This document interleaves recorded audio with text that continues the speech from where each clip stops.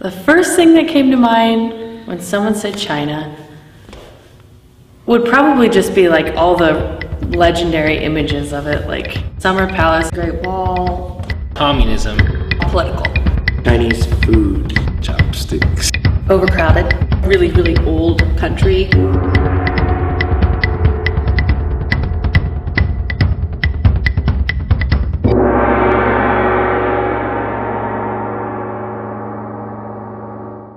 The goals were actually varied. Basic goals of exposing our students to another culture, to try to form relationships with faculty and students in Xishuazhang and Beijing. I think they knew very little about the culture. I think what they knew was, oh, it's a communist country. Is that safe? Are there armed guards everywhere? I think it felt like, literally like going to the other side of the world for them. A lot of my expectations came from like travelers' expectations of China rather than like a student's experience. So, you know, I saw all these amazing places and travel books and I was like, oh, we're gonna go there, I'm so excited, it's gonna be amazing. And I sort of never realized that there would also be a large amount of education that was happening on this trip. My first impressions of China, right away I thought about hygiene, just visually and physically I suppose as well. The air was so thick. I mean, it was hard to breathe. I mean, you could see in the sky, it was dark. I was told by my homestay person, which I'm sure I'm talking about later, is that it's not a sunny day in China, it's just a bright day because there's such a haze over everything that it doesn't penetrate through like this like smog. But then on the other hand, there are trees and beautiful flowers and they're all really well kept. Also, I just noticed, you know, the streets and, you know, the different types of cars and how everything was small and how much there was and all the bicycles. I remember thinking, there's so many bicycles everywhere.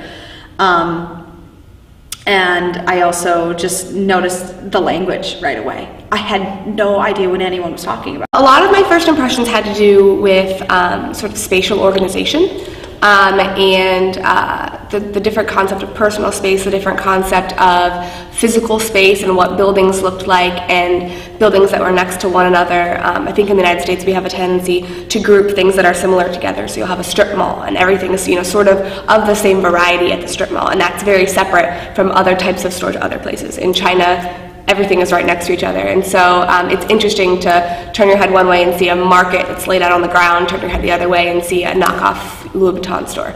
And so that was really interesting to me. I also, because I have an interest in politics, noticed right away kind of symbols of nationalism, symbols of political messages there, just like we have in the United States. You know, the prevalence of flags flying, the prevalence of, especially in the schools, sort of mottos or mantras that included some political or communist undertones were really interesting for me. There's a lot of people in China, so they're, comparing them to myself, they are, I would say, student-wise at least, they are more disciplined than we are. Not necessarily in between their classes, but like in their classes they all sit there silent and they never disrupt the teacher, ever. Where here in America I feel like we have a tendency to do that, where when we're in the classroom it's a little bit more relaxed and it's a little bit more like what it is outside of the classroom, where they're like in between classes they're running through the halls and are crazy. Making a lot of noise, and then as soon as they get to class, that's it, it's stopped, and now they're in class, and now they're going to pay attention, and now they're going to be fantastic students. You can tell that there was a level of respect for the teacher, and the teacher had a level of respect for the student, which was what I found very, very, very dynamic, because that's what created that learning environment for them. And it was just amazing to me to see so many kids excited to learn. You know, at a young age, because, you know, before we went to the colleges and universities and stuff, just staying in the grade schools, it's hard to find that here. So I thought that was very, very, very amazing how dedicated they were to their studies. Like their facilities were pretty good. I mean, for what I would have expected coming in. And I mean, I know that the higher institutions are usually very good, but for like when we went to the normal school, I just noticed that there were so many kids, and the classrooms weren't necessarily larger to accommodate that, and there were a lot of children in each classroom, but nobody seemed to mind. I mean, it's that spatial thing that everybody is just used to it. And the facilities seemed so like comforting. And I just remember going through like the younger kids' hallways and everything, and that there were just pictures all over the walls, and you know, you can be whoever you want to be, stuff all over the walls. You can, even though we have all these preconceptions about how education is over there and about, you know, how strict they might take their schoolwork, all this stuff, it still was like a very stimulating environment for them and very comforting. I had the opportunity actually to observe lessons in a studio situation, which was very interesting. I mean, the studio, no air conditioning for one thing, very small, you know, it makes our fine arts center look, you know, fabulous. My impressions of their skills as performers and musicians is they were very different than we are. A lot of the things that they do and the arts that are respected there are different than they are here, but they were so good at them. Their musicianship is, I don't know, it's different from our musicianship. I mean, they're both ways of creating music and creating art, but they're just different.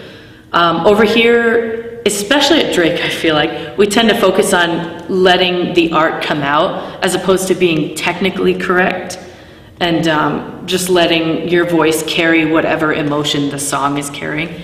Over there, everything is technical, and I mean, notes come first no matter what. And part of that is because their education system sort of slots them into a career path very early on. And so students who are studying music have been studying music and practicing music and focusing on music for such a long time that their skill level is sort of all over to their side. Their attire for concerts, it's just what I would consider like very, well, it's very China, obviously, but it was very traditional attire. There wasn't anything risque. There wasn't American apparel. It was very traditional apparel, and then it kind of matched their sound. Chinese vocal production especially just has a completely different sound than ours, which I think for a lot of people on the trip took a while to get used to. Some of the dancers that we saw were just amazing. At Hebei Vocational Arts College, there were so many things that like I've never seen it done before. Like, I love performances, I love going to ballets, I love going to theater, I love going to concerts. So I'm like, you know, oh, I've seen it all, you know. No. I came in there and they showed me some amazing things. There was, if I remember correctly, a young lady who did Peking opera, and she had the big sleeves, and while she's singing this ridiculous, what I would call like a coloratura soprano aria, she's making her sleeves look like a ribbon, like a rainbow, like, you know, like a bird. It was the most beautiful thing I've ever seen. Having observed several dance classes, it was very familiar in what we do in the States in terms of dance classes. The teachers being very hands-on, going in and making adjustments physically with the students. Ironically, the style of teaching doesn't necessarily seem incredibly different. And the teacher in that lesson, it was amazing because she could have been me. My husband commented that, gosh, she's just like you. As I watched them perform and went to the classes, I would assess the artists and musicians in a way of determination and really they must have a real passion for what they're doing because of how hard they work. And watching them really, you know, you come home and you have this like new fire underneath you, like, I gotta work, I gotta get better, I gotta keep going, and I need to be my best because, gosh, look at what they're doing and look at how hard they work. Why wouldn't I do that if I can be that good? In response to our performances, they were extremely engaged, no matter what. I mean, there might have been chatter in the audience, but it was chatter about you and about how you were singing, which I thought was cool. Like, I just remember that after somebody would hit a really awesome note, like somebody from Drake would hit a really great note, people would just start clapping. I think that the Chinese were very just interested that we were Americans, first of all.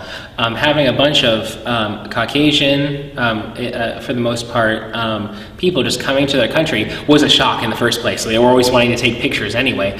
So I think that was their first shock. But then, just like our sounds are as odd to them as theirs are to us. And I think we didn't really realize that. We just see how we make sound as normal.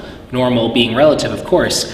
And so I think that they were shocked by that as well. I believe that the Chinese students learned from our students that our students focus a lot more on style and artistry. So when we interacted and when we did sort of faculty exchanges and things like that, it was interesting to watch one person move a little bit more towards the middle and then watch the other side move a little bit more towards the middle too. And I think that we have a lot to learn from each other. In that sense, I think that, you know, our students watch their students execute these, you know, massive works on these kind of really intimidating, gorgeous, you know, indigenous native instruments, and we all kind of went, you know, and so it inspires you to head back home and work your butt off and practice and do all those sorts of things. And I can only hope that our performances, you know, sort of maybe struck a chord with them too and inspired them to explore some other areas of things too.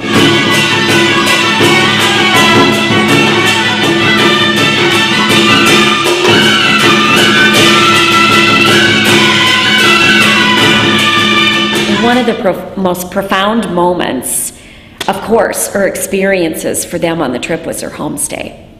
And I know that, you know, they were nervous about the homestay. Before I went on the homestay, I was nervous and I was kind of scared because I was on my own. I didn't know. I was going with this girl and I didn't know how much English she would speak.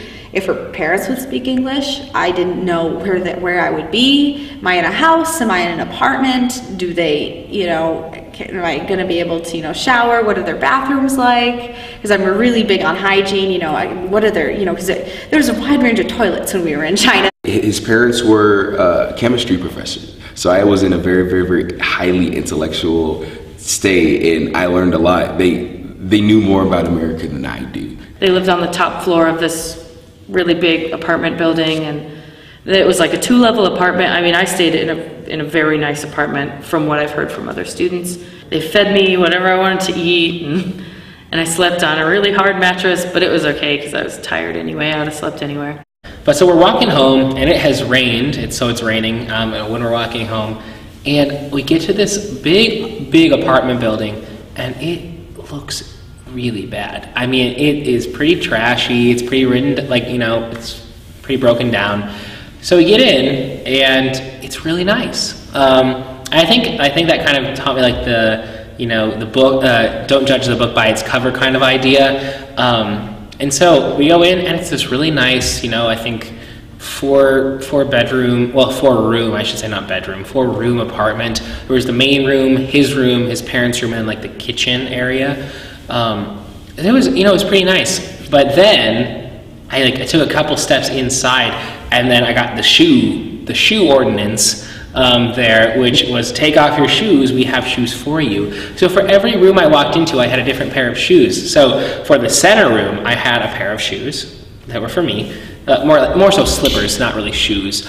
And so they were in the middle room. And then when I got to his room, I stopped, I took off those shoes, and I slipped in a different pair of shoes for his room. So we drive up, and it's a really just tall apartment building with a lot of other apartment buildings around it, and we go up, and we go in, and then she locks, it has, I mean, a series of locks on this door, you know, a bunch of bolts and things like that. So I get in, I'm like, okay. But the living room was quite large, the kitchen was kind of small, and then there was the 2 bedrooms, and I was going to be staying in her bedroom as she slept with her parents, because guests don't sleep on the couch, they sleep in a bed, so they're more welcome. And I showed up, and they had this, you know, big meal, and they made dumplings, which were delicious, and they tried to teach me how to do them, and I kept doing it wrong, but they, you know, they enjoyed, and I had, you know, pictures of me, you know, helping them with it.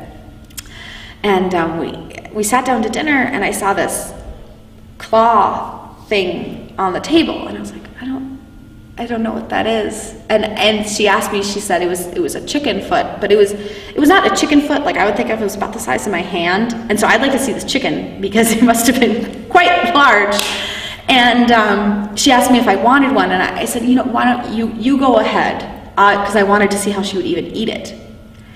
And as she ate it, she was like spitting out the knuckles. And I just had this, I was like, you know, thank you, but no thank you. But I ate everything else, and I ate a lot of it because I didn't want it to seem like I wasn't grateful. The biggest kind of contrast I see through living situations, it goes from my bedroom, for example. I walk into my bedroom, you have a queen size bed, a whole bunch of books everywhere, just things thrown everywhere, alarm clocks, all this technology everywhere. And you walk in there and you have a stone bed, a pillow, a nightstand, and a lamp.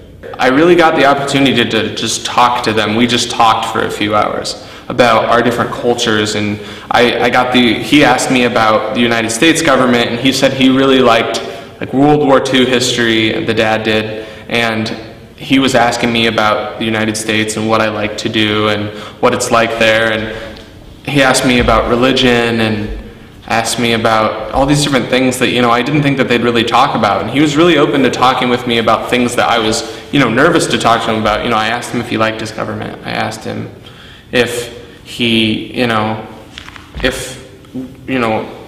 what he wants Frank to do with his life and what he hopes for his son. Like I really felt like I got to know like the kid that I was staying with and like the things about his life, which I thought was really cool and really interesting. Xiaoshan came in to tell me the breakfast would be ready soon, and so I go, okay, I'll hurry, and I'm putting on my eyeliner, and she just stops and stares at me, and I was like, Xiaoshan, what's going on? Hey, and she was like, you're putting on makeup, and I go, yes, I do it every day, and she goes, every day? And I said, yes, do you ever wear makeup? And she goes, I've never worn makeup. She says, I wore makeup once for middle school graduation, but only a little. And I said, oh.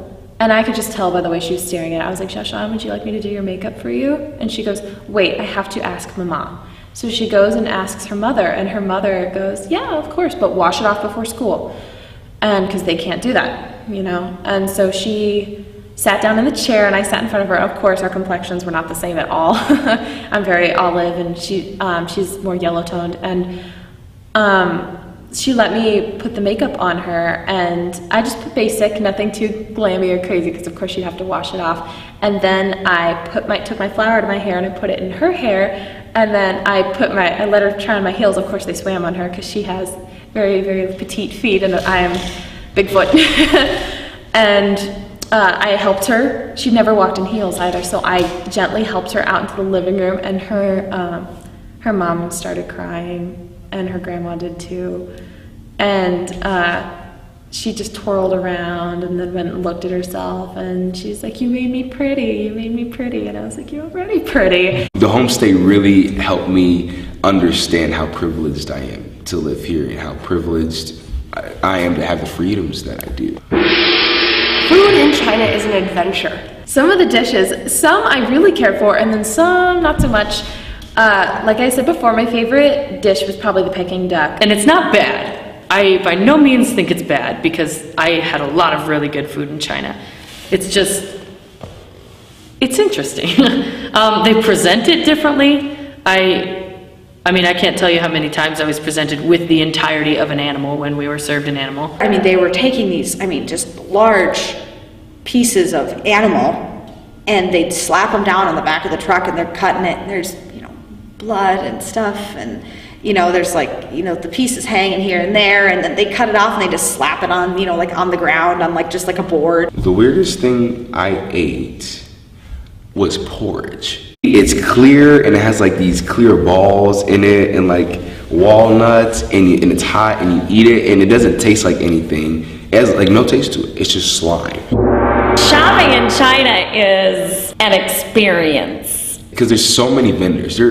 There's people selling like shoelaces. Like there's so many like just the individual things that you can buy. I thought it's just really cool. Like I was just the biggest kid going to the Summer Palace and all these different things. Like I wanted to buy a fake Rolex. I don't know if there are like abuse or harassment laws there, but they would grab you and pull you in with force into their shops to get you to buy something.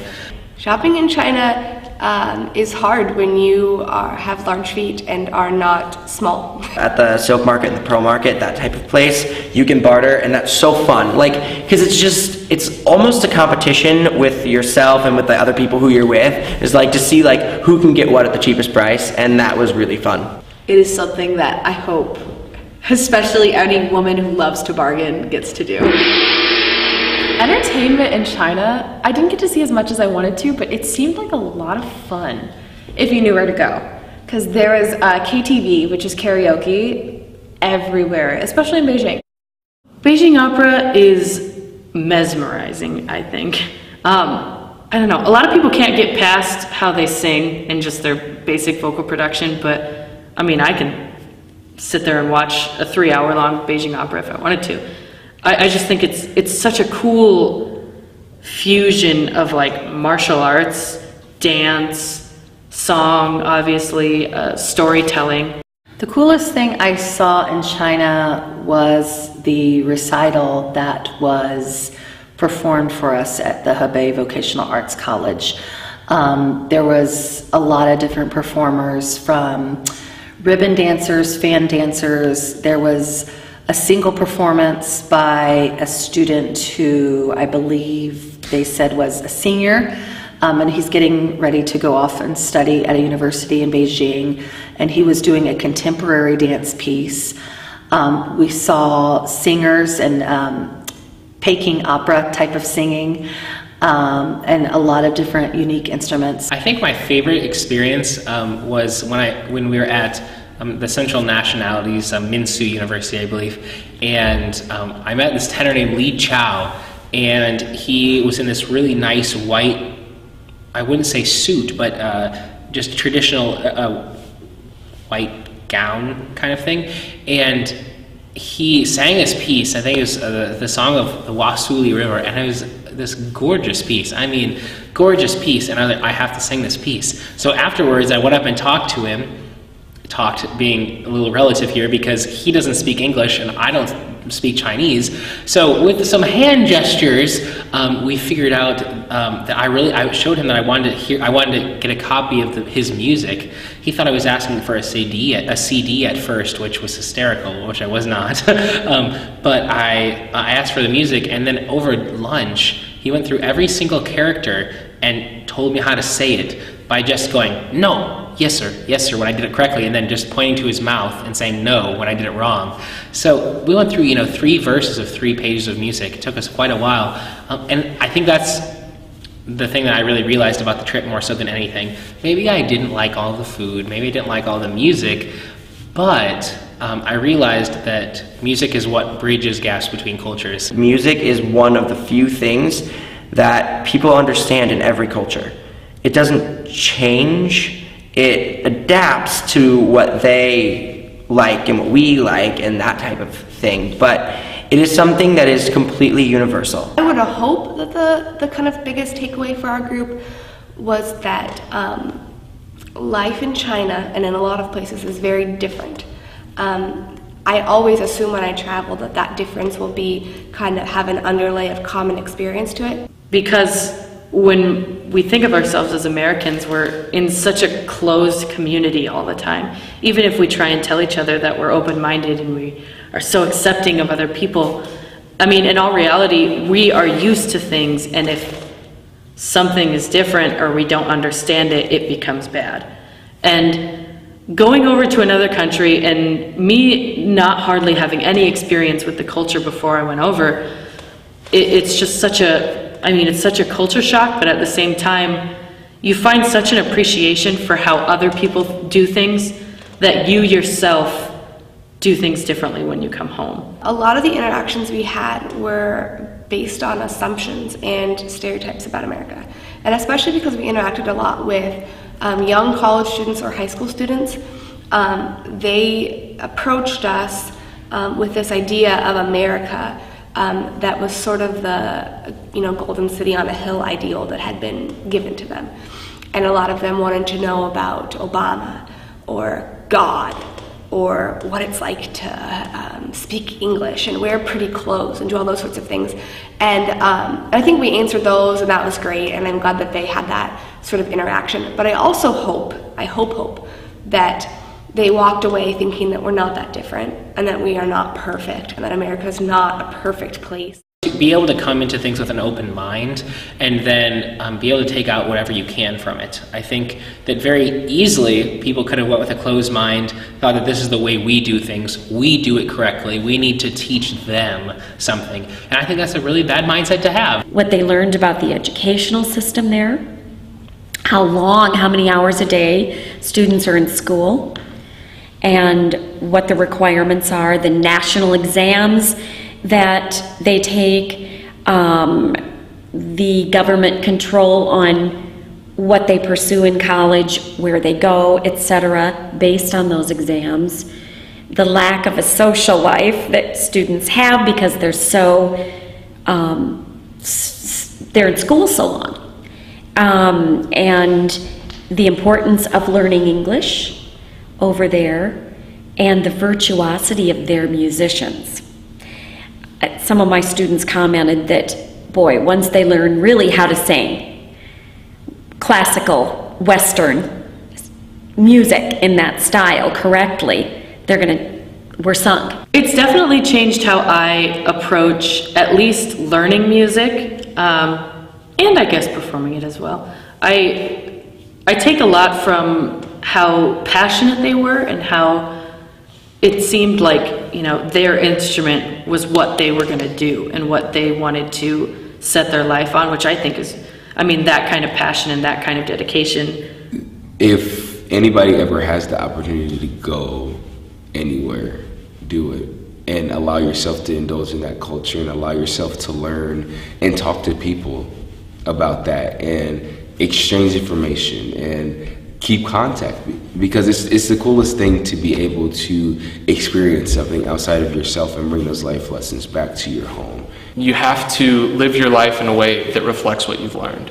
It's impossible to see that somebody might be denied their hopes and dreams and not go and live yours. You have to take advantage of that, of everything you're given and of the experience, and treat everybody the same way.